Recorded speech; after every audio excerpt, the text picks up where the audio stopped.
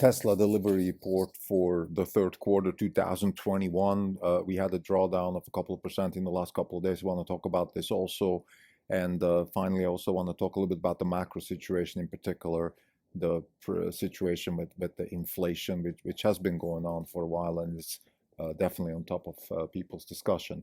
This is the Not Even Wrong podcast. It's October 4th, 2021. This is Krim Delco. Since the last update, the fund is down 1.5%. The market is down 2.5%. For the year, we are up 8.5%. The market's up 14.5%. We're underperforming by 6%. So before I go into the Tesla numbers, which came out for the third quarter, I just want to mention, in general, we had a drawdown of maybe about 2 to 3% in the last 3 days and about 6% in the last week. So quite a bit. I think primarily actually driven by our biotech index. And I want to talk about this a little bit. So our biotechs are underperforming, have been underperforming for the last couple of days and weeks and months, unfortunately.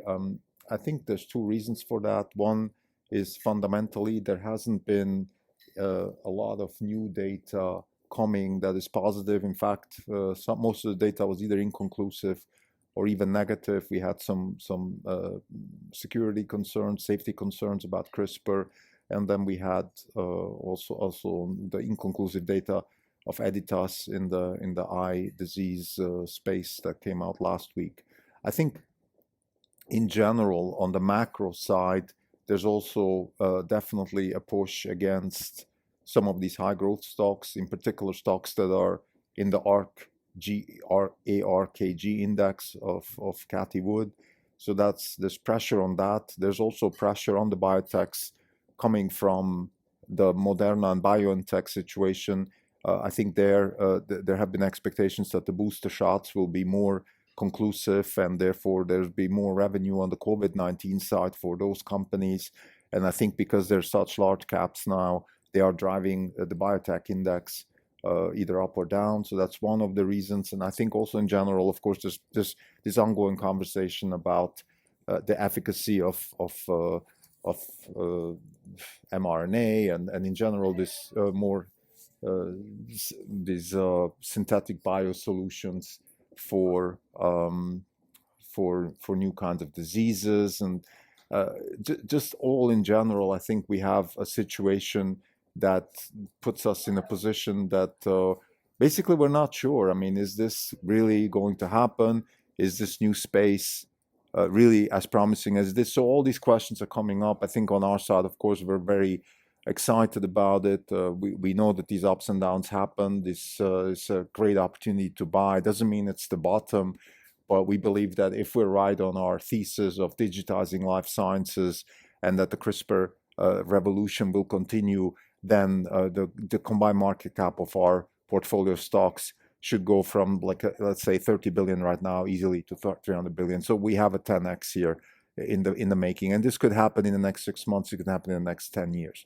Unfortunately, we can't time that. So this would be one of the reasons why we had a drawdown. I think the other reason is the macro environment in general. We had China, we had the situation about Evergrande, and those situations which we discussed in the past. So I think I don't want to go into this, but I think I just want to mention the inflation front. So there's inflation all over the place. Oil is going up. There's shortages all over the place. People are complaining about wait times. People are complaining about quality issues. It is all over the place. I just want to say two things about this. Number one, this is not the kind of inflation that we're all scared of, the kind of 1920s Germany inflation. It is not monetary. Even though the Fed has been printing trillions of dollars, those trillions have been going into filling holes, filling debt, filling things like that. And most importantly, the reason we have all these shortages right now is not because we have too much demand and the economy is just not functioning or something like that.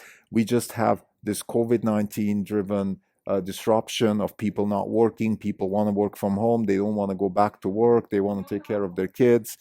All kinds of issues along those lines that we believe are creating friction in the economy. Elon Musk said recently, China is an in-person economy. So if you don't have in-person meetings, it's very difficult to have to get stuff done in China. And I think this can be extrapolated across across the world, actually, if you want. I mean, if you have to do something and you can't go from A to B without being vaccinated or without being tested, and there's more friction in the economy no matter what, and that is a bad thing in terms of getting stuff done and supply chains. So we believe that this is going to continue for a while, and that we just have this macro pressure, but it is not inflationary. This is important. In fact, we believe that the economy is deflationary for two reasons. One is we have disruptive innovation. Second, we have a lot of debt, and that tends to be deflationary, at least in modern times. So now let's get to Tesla. The numbers are phenomenal: 240,000 deliveries, 238,000 production. Fantastic numbers. I think it's been discussed on many YouTube channels. We don't have to go into details of what the details are of the deliveries, and maybe some surprises and disappointments, things like that are not topic of this particular episode. What I want to say is, most importantly, Tesla keeps delivering because there is demand, because the product is superior, and because the technology is working. And I think this is the fundamental thesis behind the revolution of transportation, electrification of transportation, and of autonomy in transportation. As long as these vectors are still pointing in the right direction, the thesis is intact, and we're very comfortable. Tesla has been doing very well the last couple of months. We have contributed about 10% to the portfolio this year through Tesla. In fact, it's the only winner we have other than Intelia, but Intelia, as part of the CRISPR index, unfortunately goes under. The CRISPR index is now 0. The Tesla is about 10%, and we lost a little bit of money on Intel and RTX. So Tesla is still the main contributor of P&L, the main contributor of returns, and again, great for us, great for the company, even though the year has been sluggish for various reasons. I think China being the main one, it is now turning out to be still a better year than maybe a few people expected a few months ago. We're incredibly positive about the future of demand and production. The two main question marks for even higher stock prices here is, one is the 4680 battery. Is it going to come, and when, and in what scale, and at what cost? Those questions aren't answered yet. And then second, of course, autonomy. We believe that autonomy, the way it's going now, is fine. It will contribute to the P&L. It will be a winner. Excuse me. It will propel Tesla from a hardware company to a software company. So that transition is in place. But we believe that for the actual self-driving to happen, we need a paradigm shift. We need self-supervised reinforcement learning. We need more innovation in animation. Those are the kinds of topics we've also talked about quite a bit in the recent episodes. So I don't want to go into details here, but just to summarize again, while the company is delivering, while the numbers are good, and the delivery numbers and production numbers are above expectations, and all these things are pointing in the right direction, we are still expecting shift changes in the company, and they're going to come from 4680 and from the animation slash self-supervised reinforcement learning side. Again, this is important because it is a paradigm shift for Tesla. It's not what they're doing right now.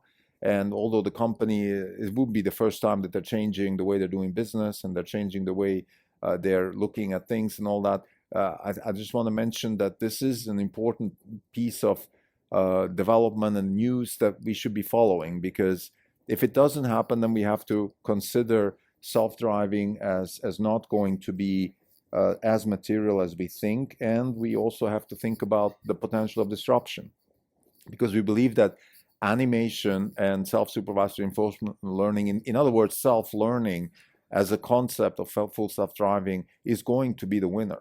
And the question is not an if, it's going to be a when and who. And if Tesla doesn't jump on this bandwagon, I think it would have two bad signals. One is that they're going to be disrupted by somebody, and second, that they also might be showing some early signs of being complacent, of not being ready to jump on that new J curve, if you want, because it is a J curve. It will require initial learnings, initial developments that maybe are not as positive. They are not as immediately accretive to the story as one might think, because you have to develop the animation side of the technology stack, and that is something you can't just show people. I mean, I think if there's a AI day number 3, that AI day should be 80% about animation, because you need animation to work. And when I say that, I talk about things like DALL-E and those sort of things where you have a